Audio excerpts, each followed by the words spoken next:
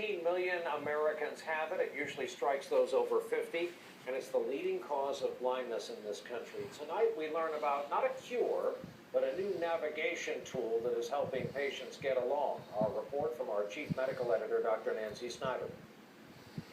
The stairs are marked at each landing. When 77-year-old Jim Hindman started losing his sight 20 years ago, This is a chapter for my book. it was a devastating blow to his independence. The big thing was giving up my driver's license. That was I think, the moment of despair. Jim developed dry, age-related macular degeneration, a condition that slowly robs patients of vision from the middle of the eye. One eye can be worse than the other, and the progression rate may be different for the two eyes.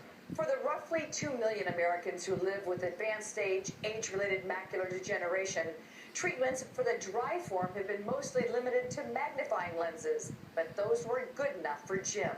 Well, we've had a very nice tour. This dynamic businessman who co-founded Jiffy Lube, coached winning college football teams, and racist thoroughbreds knew there had to be something better. Just going to take a look in the back of the eye. He found it at the Wilmer Eye Institute at Johns Hopkins Hospital, where doctors surgically placed an implantable miniature telescope in his left eye. The advantages of the telescope are that people can see detail much more clearly. People's faces, television, looking out into the world. The FDA-approved device magnifies objects that would normally be seen by a patient's central vision.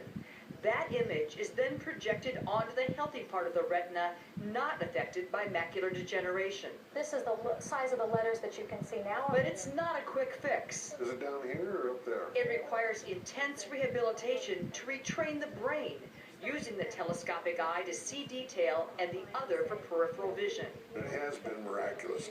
The change in my psychological outlook on life was dramatic. While Jim knows the telescope isn't a cure, it is helping him navigate his world once again, bringing what's important back into focus. I can see everything.